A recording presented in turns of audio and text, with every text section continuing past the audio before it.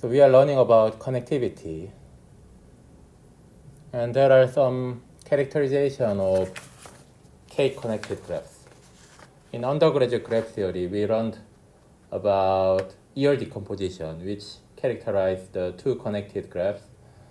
And for three connected graph, we can, always contract the edges to get the K4. That's another characterization of the three connected graphs. And for K-connected graphs, we learned about Mengel theorem, which also characterizes. So today we learn one more thing. So connectivity can be characterized related with the vertex partition.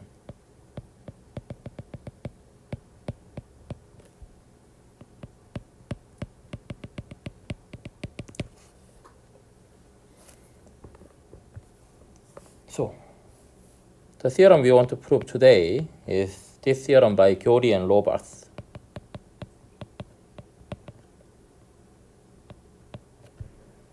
It's proven by Gyori in 78 and Robarts 77. Which says that on n vertex graph, G is K-connected if and only if the following holds. The property is for all distinct vertices V1 to Vk in G and positive numbers n1 to nk summing up to n.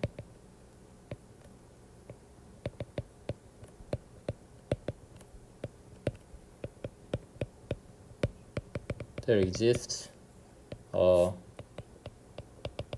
partition V1 to Vk of the entire vertex set such that each Vi has size ni,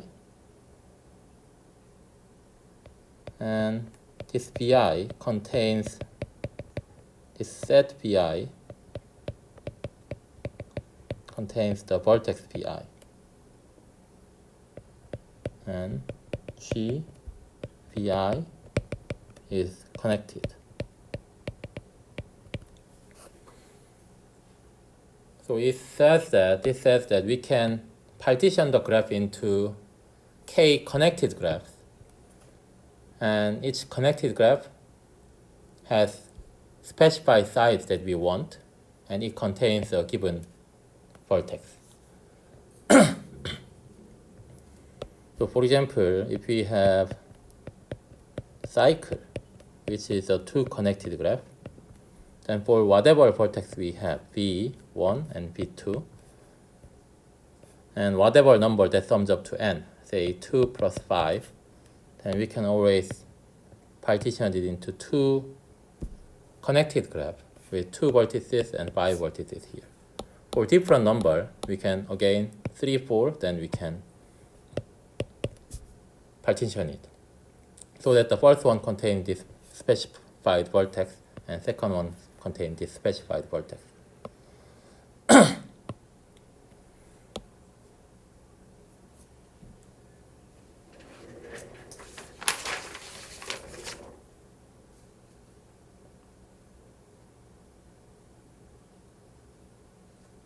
So that's what we want to prove. So Gyori and Robarts used a different method to prove this. Robarts actually used the topological method. Probably in the, Professor Holmsen's topological method course, he might teach you about the Robarts proof on this. Anyway, so what we will do is we will learn about Gyori's proof, which is purely combinatorial. So from here, this condition contains many additional properties. So it feels like this is actually, it feels natural that this is a stronger condition than just K connectivity.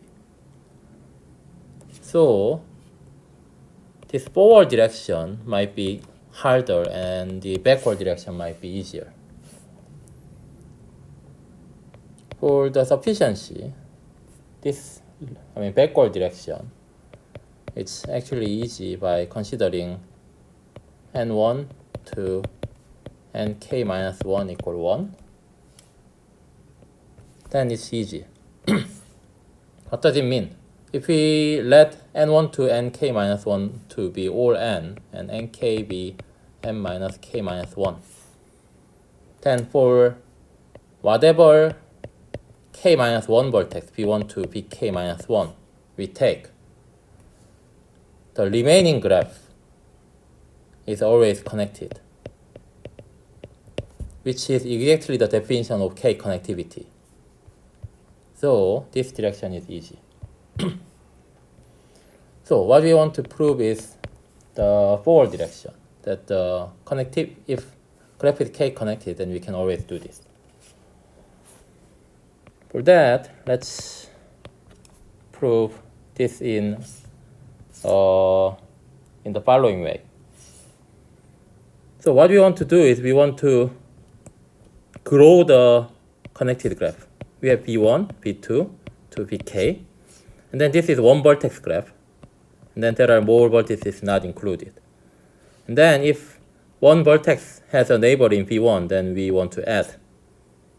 And we want to put out another vertex and add, another vertex and add, another vertex and add, until each of them grows to the graph with n1 vertex and n2 vertex, n3 vertex, n4 vertex, and so on.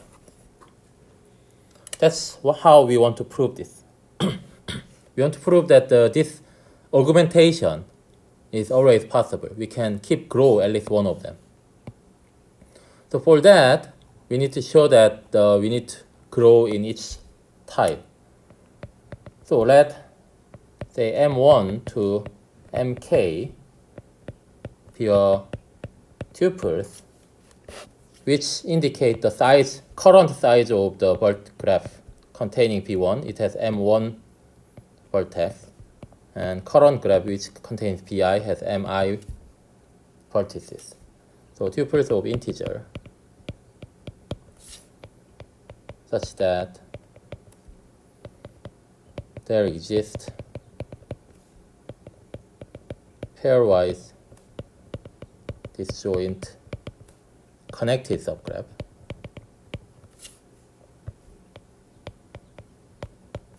H1 to HK with Vi is in Hi and Hi has Mi vertices and Mi is nmost Ni for all I between 1 and k, and specifically one of them, let's say case 1, is strictly smaller than nk. If all of them have size exactly nk, then we are done. So we want to show that if it is not done yet, then we want to keep augmenting. So this means it is not done yet. Because we can, shuffle it so that the incomplete one is the last one. We can make sure that happens. We can just relabel the, index of the vertices. Then, what we want to show is we can find pairwise vertex disjoint connected subgraph. Let's say this is subgraph of course, the given graph G.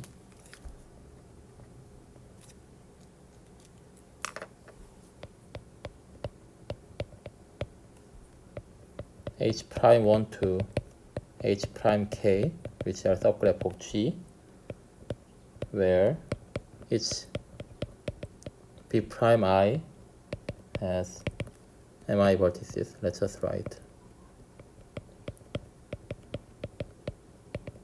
this way. For all I smaller than k,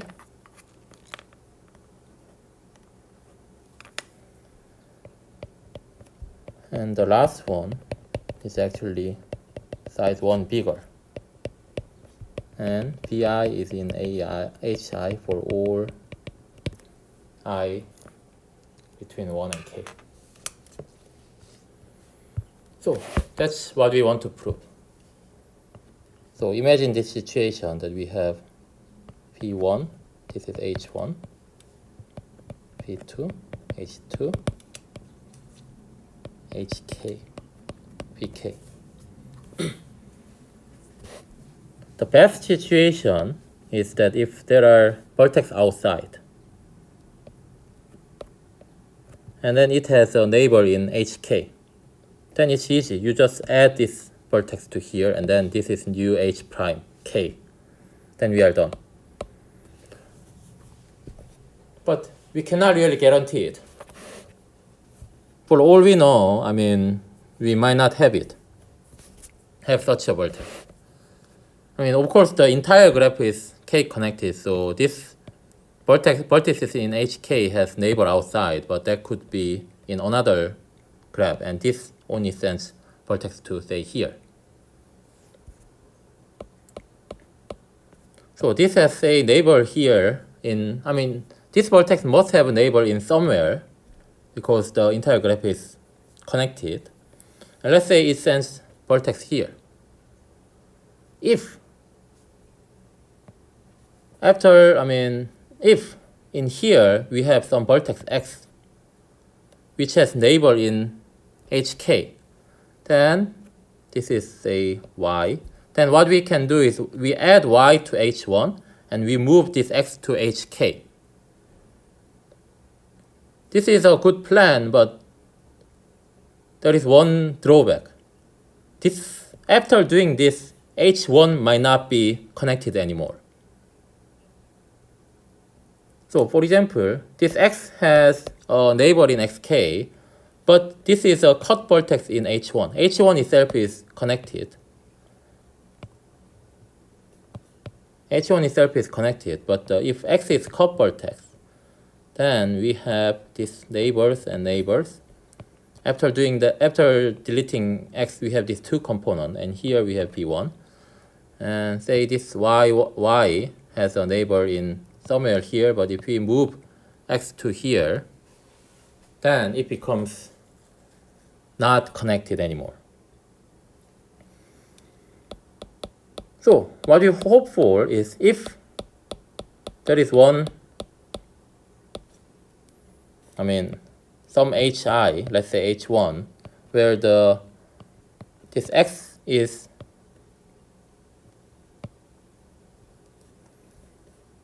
not a cut vertex, and then it has a neighbor in here, and then y has a neighbor in this h1, then we are okay. We can move this x to hk and then move y to h1. Because x is not cut vertex, after deleting that, this is connected, but after adding y, it's have the same size with where it is still connected. So this is the ideal situation. But of course, we cannot guarantee this. Then also, here we are doing this in two steps. We add y to here and then move x to hk. But it doesn't really necessarily have to be exactly two step, because if, say, here, it might be, we have, say, x, then here, and we add y to, say, this is x prime. It could be the case that the y can be added to here in H2. And x prime is not a cut vertex, but x prime might not have any neighbor in HK. Instead, if it has a neighbor in this H1, except x, then what we can do is we add y to here, y to h2, and x prime to h1, and x to hk. Then it is still okay. So this is in general what we want to do. But again, there is no guarantee that we can find the non-cut vertex which has neighbor outside of hi. This non-cut vertex which has neighbor outside. So instead, what we want to do is, let's say we have this vertex x which has neighbor outside. So we want to move this out. But the problem is this is a cut vertex. After deleting this is, divided into two. Especially the component which contains bi. This is important. Let's say this is C1.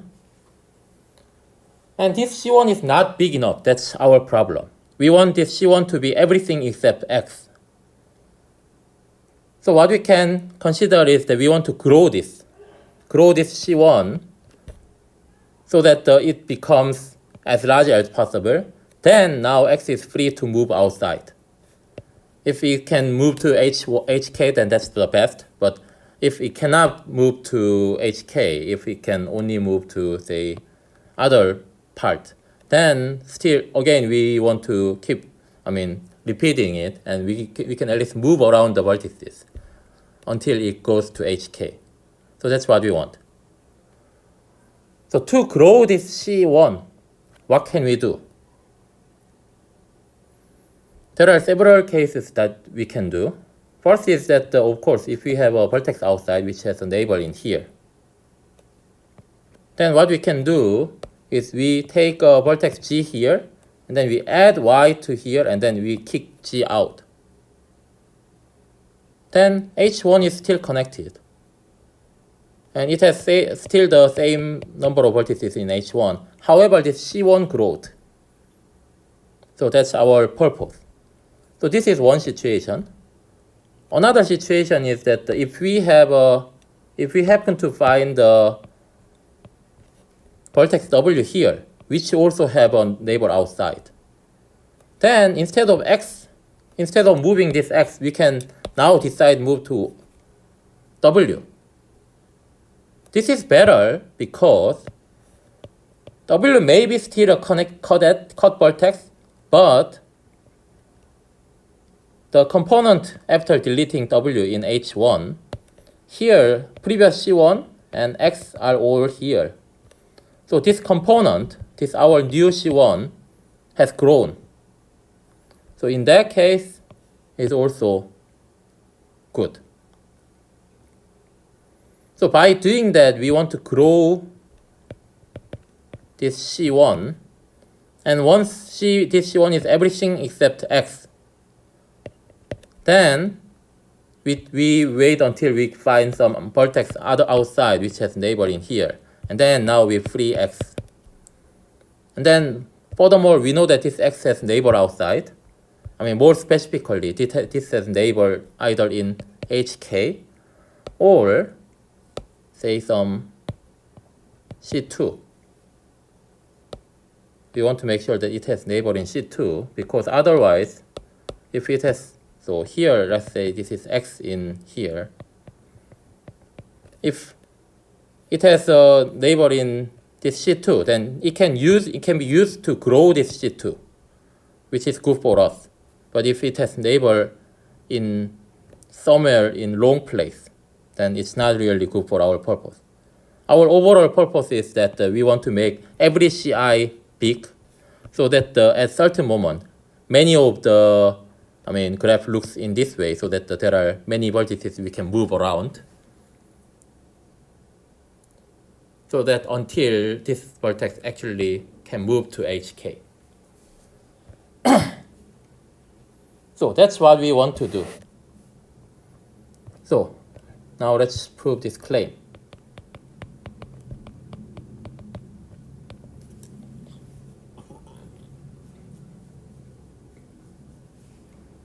So we want to describe an algorithm to move the vertices, so that once the algorithm is terminated, then we obtain the desired h prime 1 to h prime k.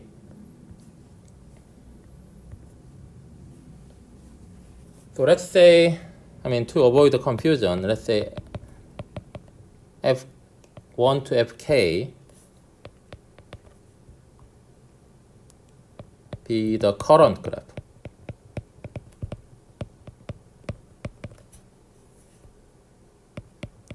So we initially have fi equal to hi. And we also keep track of this component containing vi. So we also keep track of, say, core subgraph. This is some name that we give. Ci and say an active vertex. This is another name that arbitrary name we give. This xi, which can be moved outside, where say ck is hk. So here in hk, as long as we move vertex here, we are done. So we don't have to really keep track of anything here. So we say just ck is hk. And ci is the component of this fi minus xi, which contains vi. So for each I smaller than k, we write this way. And let C be the union of this Ci, I equal 1 to k. Also, for initially, we have to also define the initial value.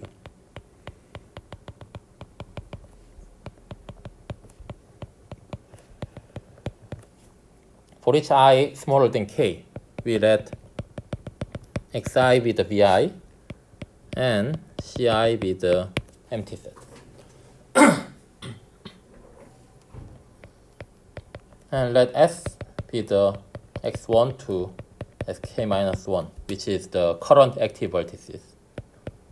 And let's define ci be the number of vertices in ci plus 1. So this ci, this is small ci number. This keep track of the size of this C. And this is the case that we want to look for. This is a case where this Ci has size exactly, say, mi minus 1. So in that case, this small Ci is exactly mi. So if Ci is mi, that indicates that we are kind of full, so that we are ready to move the vertex xi to somewhere else.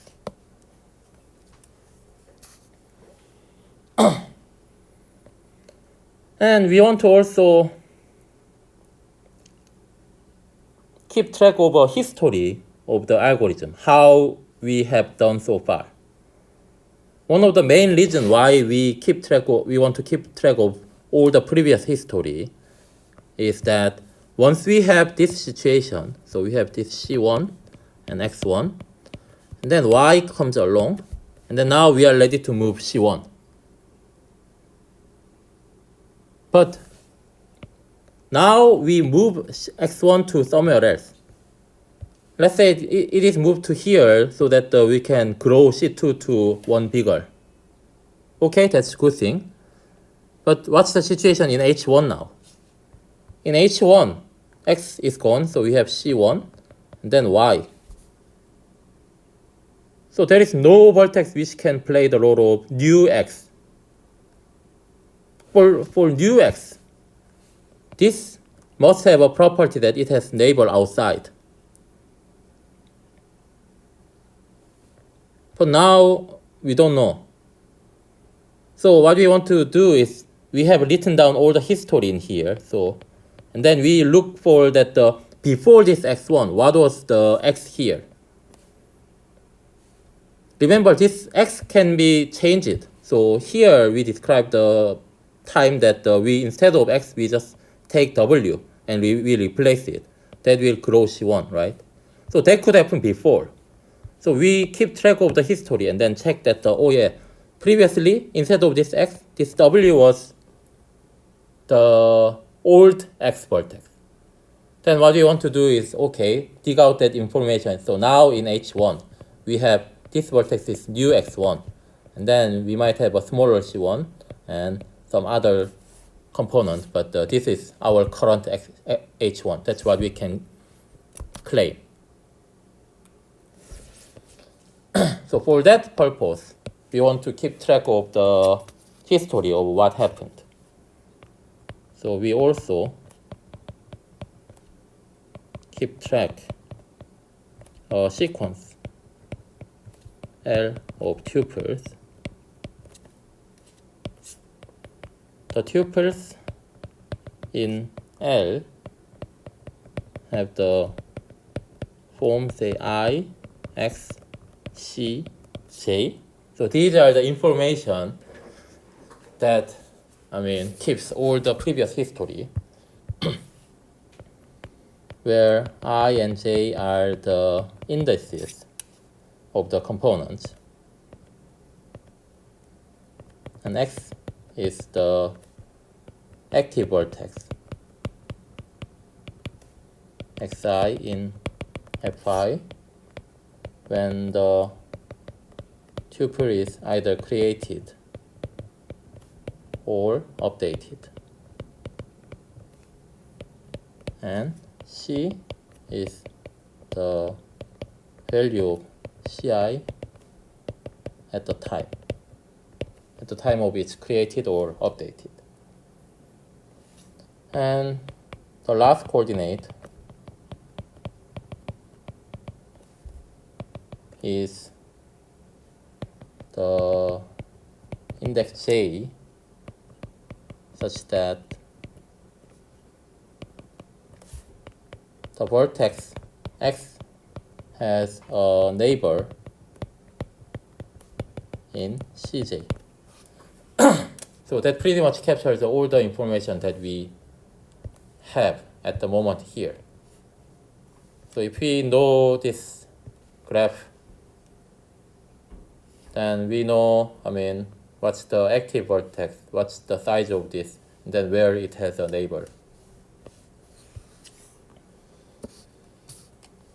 So initially, just let L consist of, say, 1, V1, 1, 0, and 2, V2, 2, say, 1, 0, and K minus 1, Vk minus 1, 1, 0. And these items, this L be the sequence of this tuple. So this, we will not change these items at all. So let's say each of them is an item. And let's say it's more 2 item or 1 item. Let's say if it starts with I, then this is I item.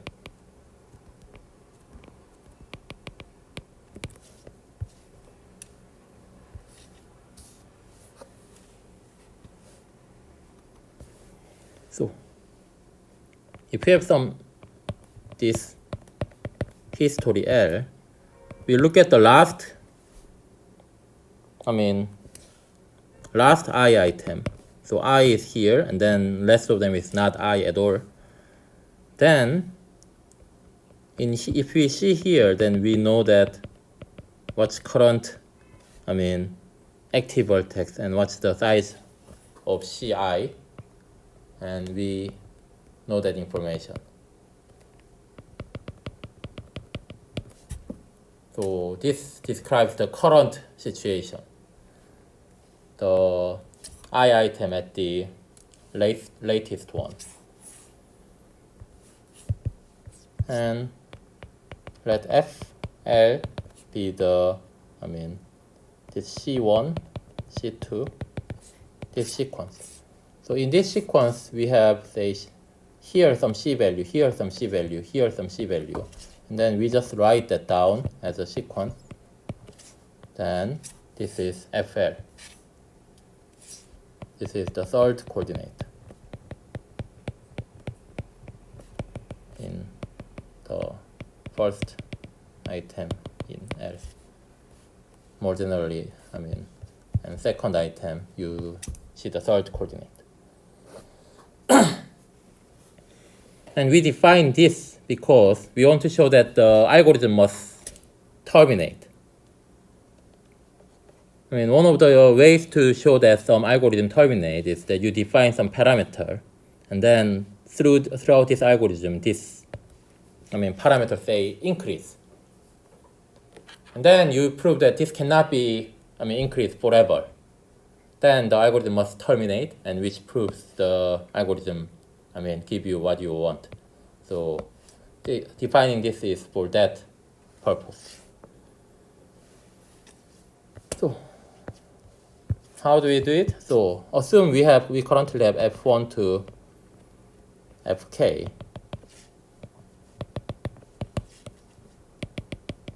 Fk is Hk, and then here C1, C2, X1, X2, and the remaining vertices. So first we want to do is we want to find some vertex y which can be inserted or moved. Either, that's what we want to do. So either this y or this w, say. If we find w, then we replace x with w, then that's also good. If we find y, then we insert that and then kick out g, then that's also good to grow c. So this either w or y, for the purpose, it needs to have a neighbor in some ci. So we start the algorithm by finding a vertex, say y, which is a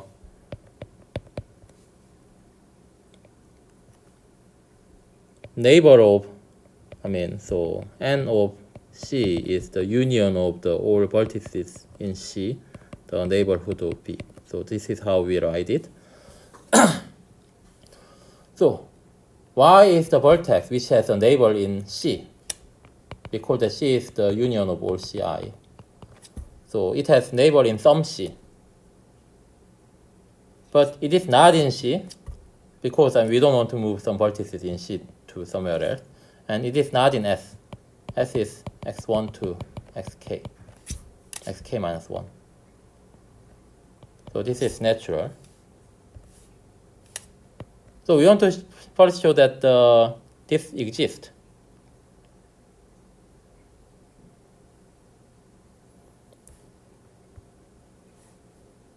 So if, we know that this S is inside of BF. So any vertex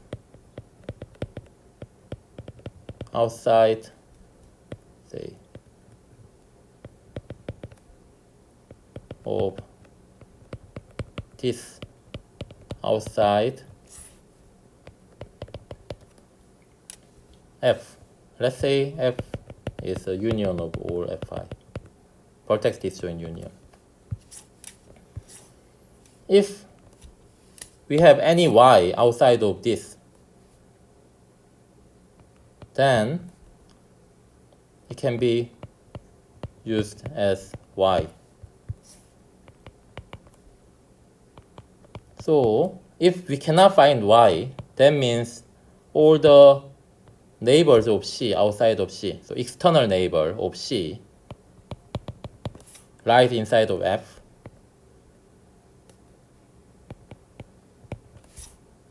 Then what we have? We have C, we have S, and remaining F.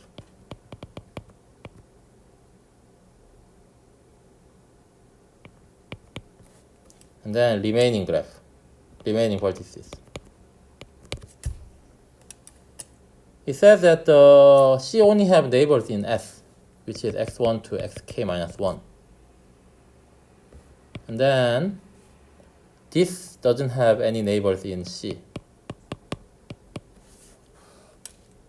So this is the picture. But in that case, this S becomes a vertex cut. Then this external neighborhood of C cuts C from the, say, non-empty set.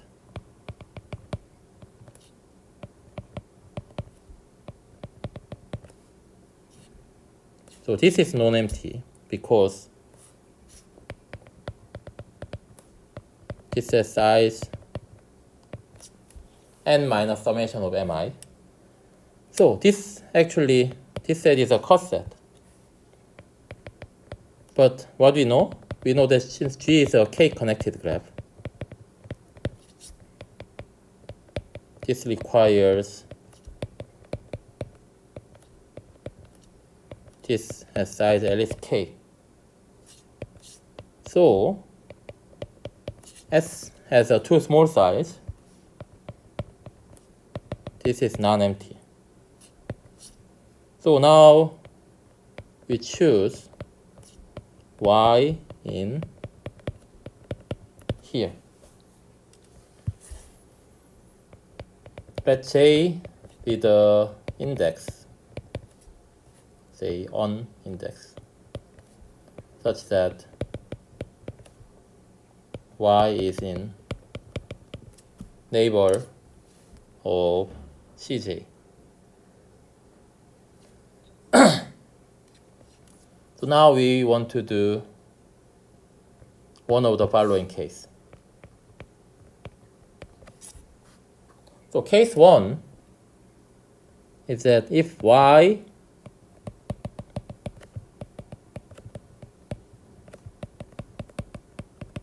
is not outside of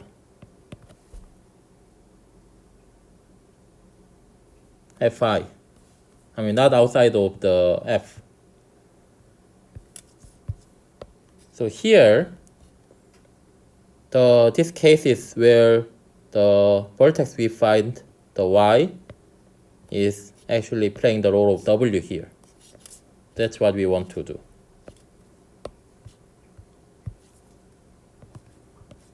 So this is Hj, Hi.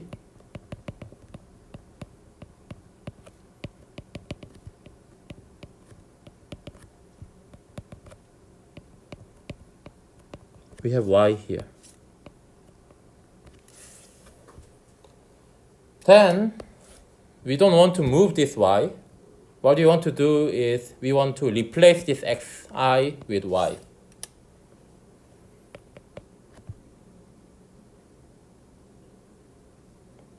So by the definition of Cj implies that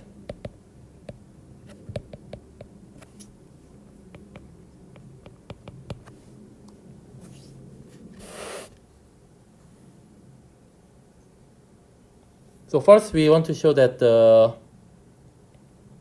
it's easy to show that this I and j are different because I mean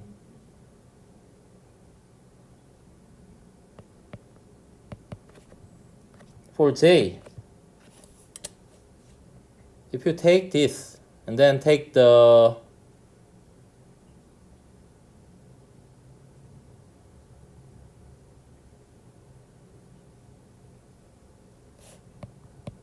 neighbors inside in Fj, then this is exactly Xj because Xj is a cut vertex. So no other vertex in this Fj has a neighbor in Cj, and which is in S. But Y is not in S, so I and J are different. Also, we know that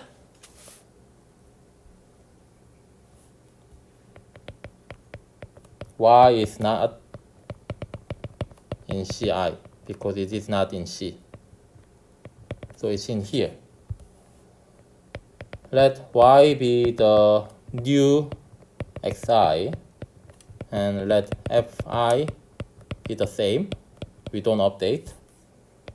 And we update ci accordingly. So y is a vertex, and you delete y, and then you take the component which contains vi here, which may be everything except y in fi. Maybe not, but it's at least getting bigger. ci. Then the size ci increase as it contains both the old ci and xi. We add one item which is I, xi, ci, j to L.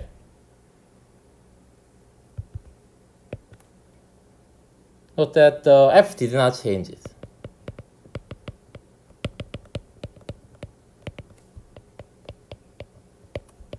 And FL lexicographically increase. We know what's the lexicographic order of the sequence, right?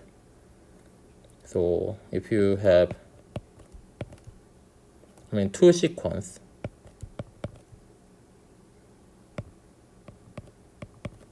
you compare one by one until you get the, first term which is different, and then if the later one is bigger, then you say the later one is bigger, lexicographically bigger. And let's assume that if the sequence is finite, and then the other sequence has, some other element, and assume that this later one is such 0, so that you say this is lexicographically bigger. So this adding one term makes the sequence longer, so it's, lexicographically increase with this definition. So let's consider the second case. If y is not in VF, then what we want to do is we want to use y to play the role of this. We want to add this to some, graph, so that the some ci is, getting bigger. And say this cj is strictly smaller than mj. So what's the situation? We have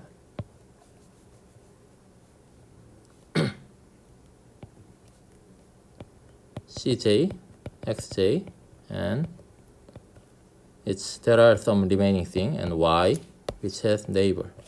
So what we want to do is we want to choose some g, and then we kick out and we put y in, so that the cj increases, cj getting bigger. So let g be a vertex of fj minus pcj, but we want to make sure that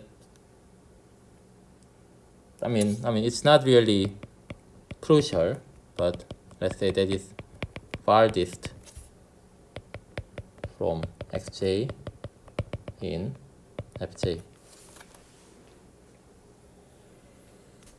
So among the vertices here, we choose g, which is farthest from xj, which is not really important, but by doing that, we can make sure that the number of components after deleting xj is not too much, but it is not that crucial.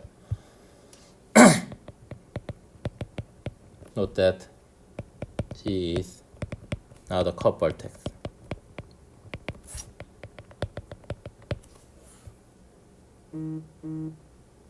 So we replace g with y in fj. Sorry, I was a bit wrong when I say this is not crucial. This is actually important.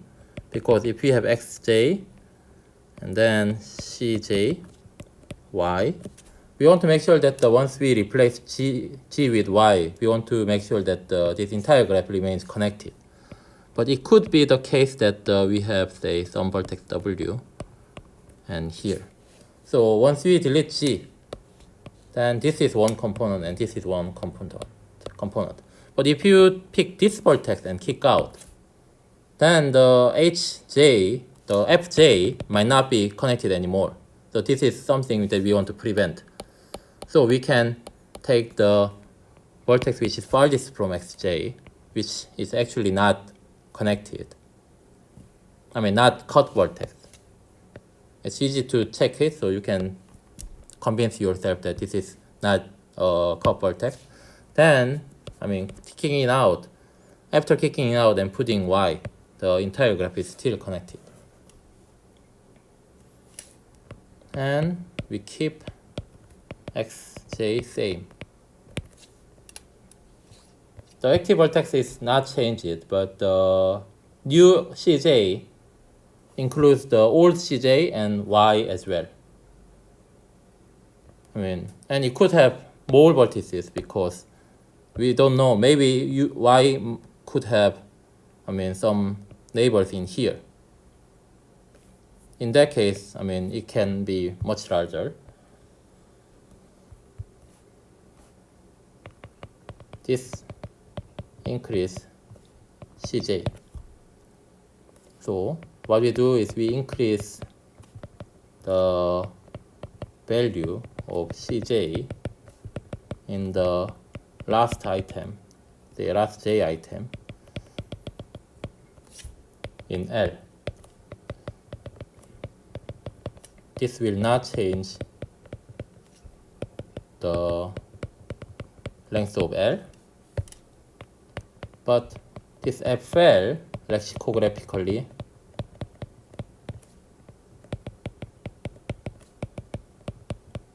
increase.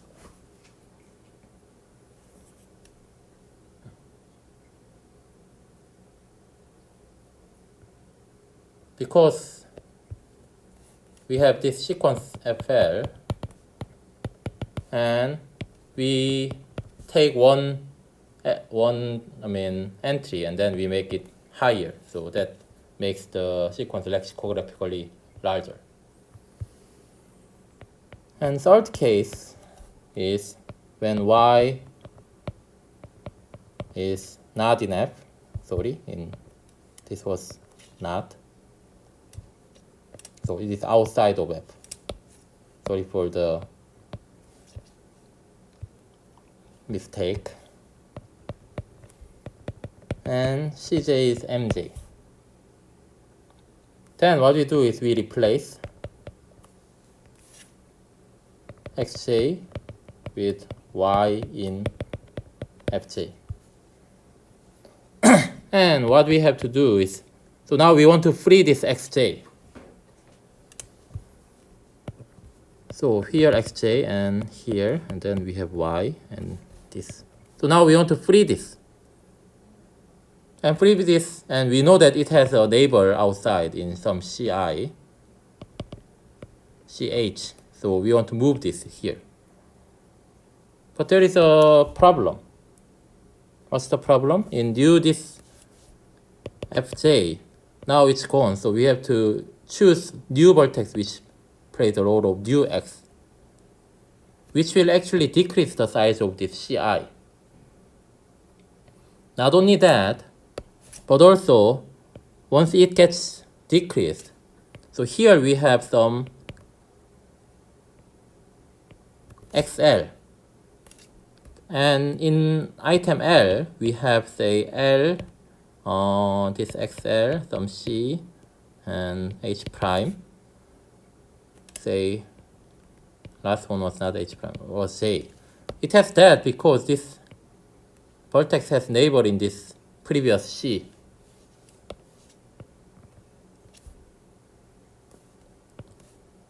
But now xj is moved and then y is added. And then we take a new x. In this new x, it could be a cut vertex, and this becomes new C. So this neighbor of this XL was inside of C before, but now with new C J, so this J might be a wrong information now. To take care of that, we actually delete some history. Delete the last J item, say J, XJ, MJ, H, so which indicates the information about this XJ, and then what's happening in this FJ, and all subsequent items.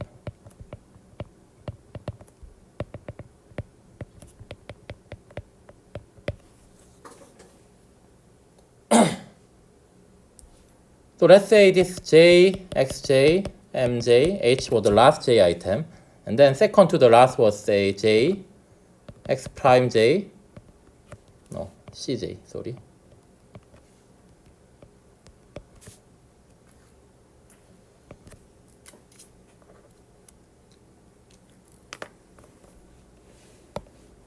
C prime J, H prime, CJ, H.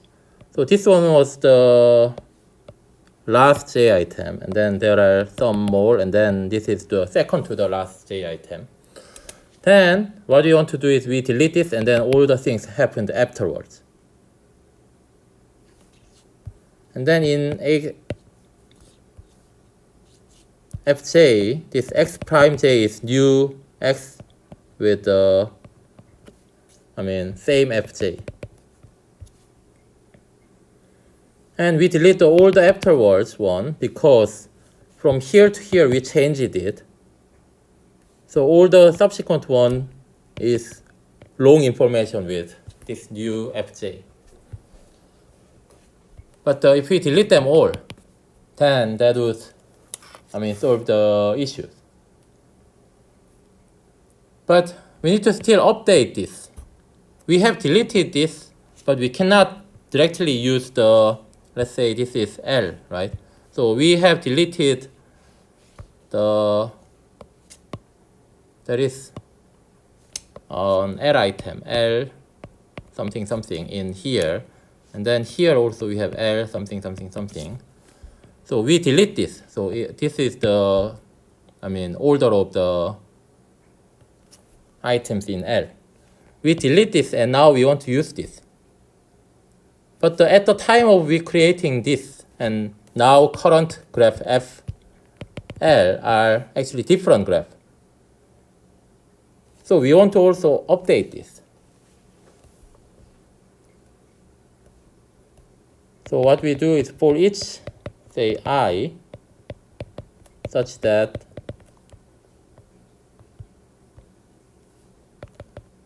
I item, so on I item was deleted, say J included. So this I could be J as well. So for each I, even the J one, so find the last surviving item.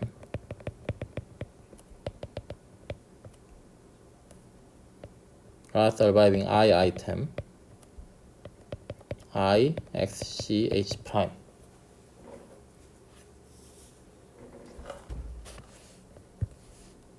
So this is the one. Then we update back to xi equal x. So we took the old x.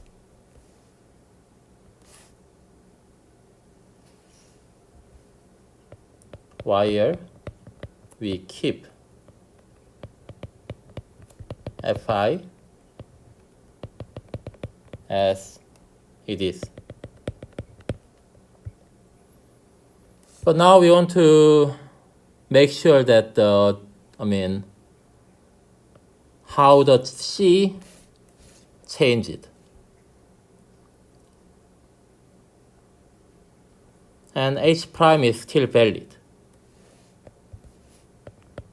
As the current Fi is obtained from, say, old fi. So this old fi is the fi at the time when this item was created. So this is obtained by sequence of case 1 or case 2. So every time we do the case 3, if it's affected, then we delete all the terms and we go back. So it's like as if that didn't really happen for the specific item. So for this one, this current fi actually is obtained from old fi by the one of the operations we did in case 1 or in case 2. So we have x, and then here we have ci, and then something else. That was the old fi. But from time to time, in the case 2, some y is added. And then case 1, x is changed. But we update back to the same x, so changing x is nullified. So this is still x. So only thing that affect was case 2. So old fi and fi could be different by some vertices here is deleted, but why this is added. With that, with this new fi, ci is only bigger than before. So this may have enlarged the component which contains vi, component of x fi minus x from the component of old fi minus x.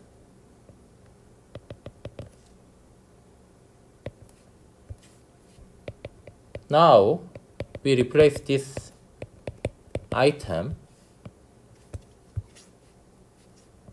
replace this with I x c prime h prime with c prime bigger than c.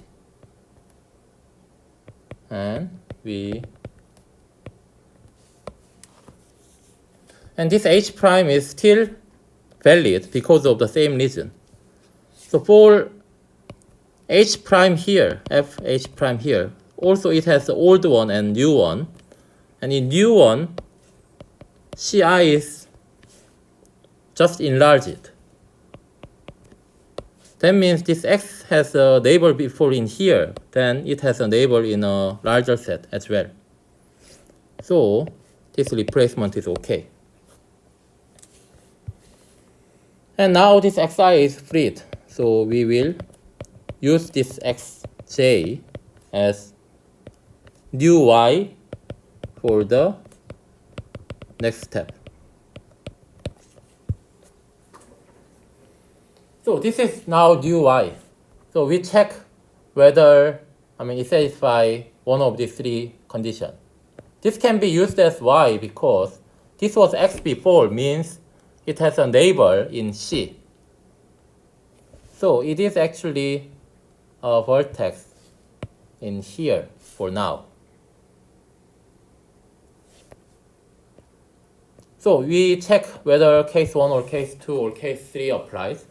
And then we perform as one of them.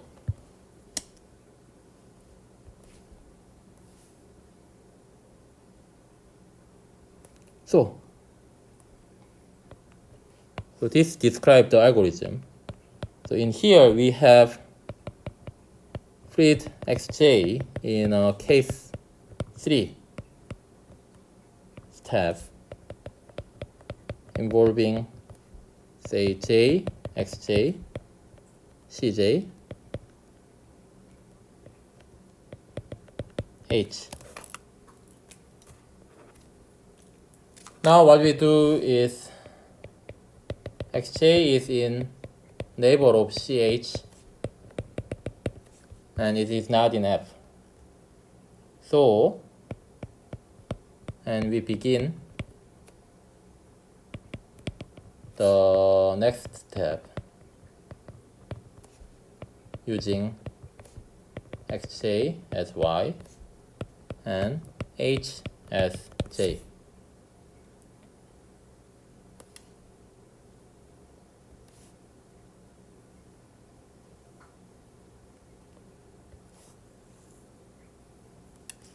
So if h is k, then adding xj to hk completes the augmentation. Then we stop the algorithm. Otherwise, we next apply, because this xj is outside of F, we apply either case 2 or case 3 with xj as y, depending on current ch is same as mh or not.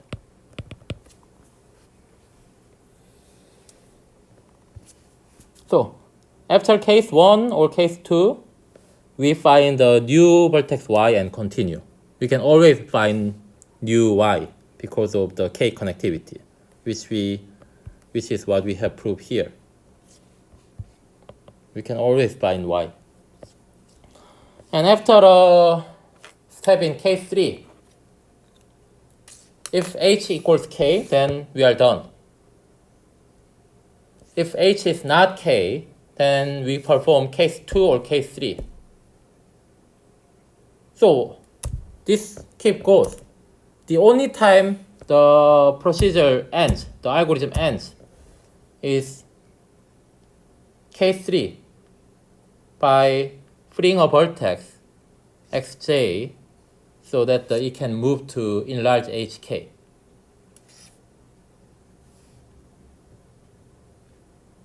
And okay, so after case 1 or 2, we can always find y and continue.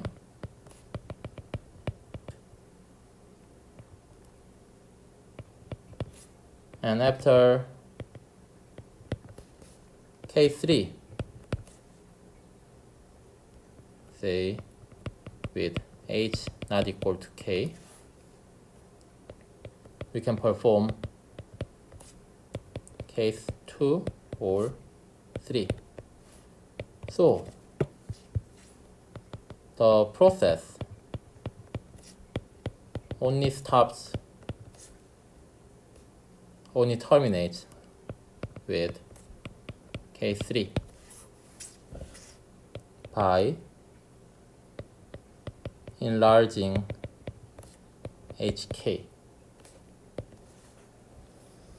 So now, to show that this algorithm actually gives what we want to only check that the process actually ends. Hence, it suffices to prove that the process terminates.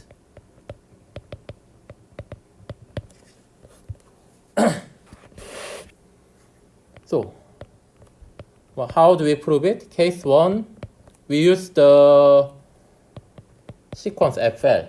Case 1 and 2, lexicographically increase FL.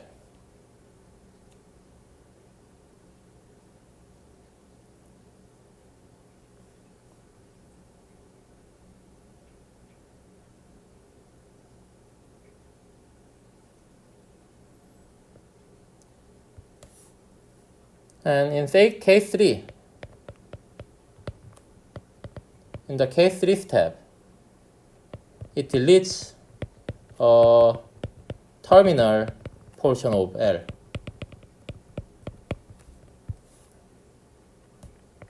But it keeps the remaining portion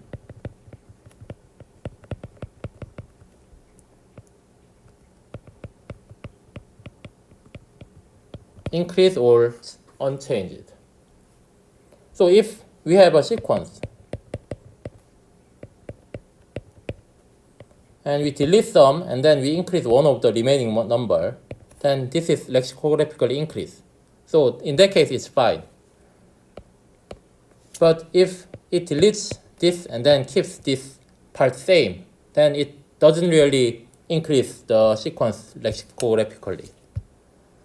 So in case 3, what we do is we delete the portion and we update some of the existing one. And this update only can increase or stay same. It never decrease. That's what happens in case 3. But if it increase, okay, then it's lexicographically, the sequence increase. But otherwise, if it keeps same, then what you do is after case 3, only thing we can do is another case 3 or another case 2. So we take all the case 3 steps until reaching a case 2 step. Since L cannot be getting shortened forever, we either terminate or reach a case 2 step. So case 2 step lexicographically increase the remaining list. So FL at this point is greater than the FL we had before the string of case 3 steps. So in case 3 step, again,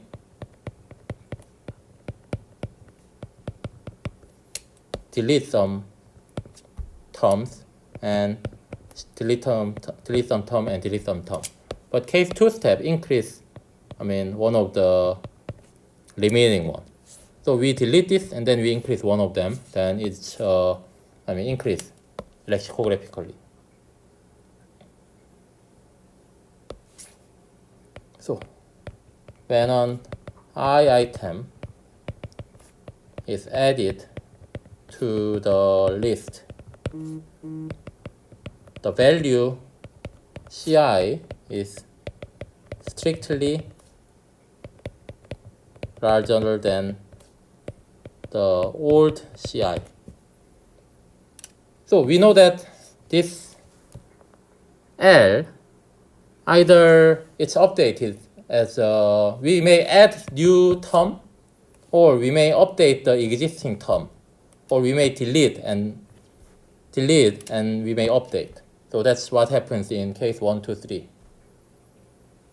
But when we add an I item in case 1, this always has a value strictly larger than the current, old Ci. But we cannot add number which is bigger than mi.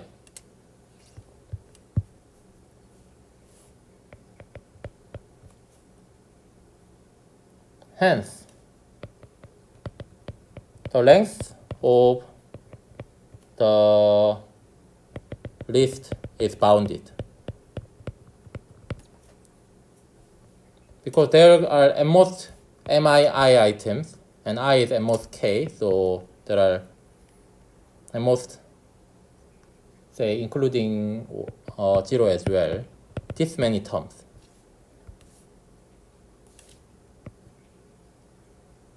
So length of the list is bounded, and each term is bounded. I mean, any term, any item has a maximum value mi. So what it implies is that it cannot lexicographically increase forever.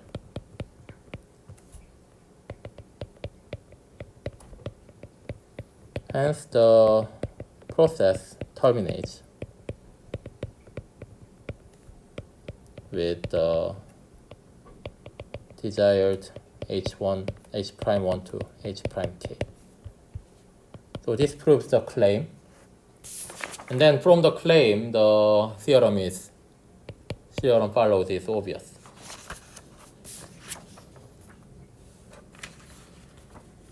So today we proved this Gyori-Robas theorem, which characterizes K-connectedness of the graph. I mean, which shows a stronger. The K-connectedness is equivalent to this vertex partition condition, which seems stronger at first look. And so today we learned about the Gyori's combinatorial proof. And if you're interested in, then you also, the Robas proof is using topology. I don't know the entire proof, but the feeling I got from the proof is that Robas uses some topologies on simplicial complexes and then translate into the graph language somehow. So yeah, that's what we proved today. Yeah, thank you for listening.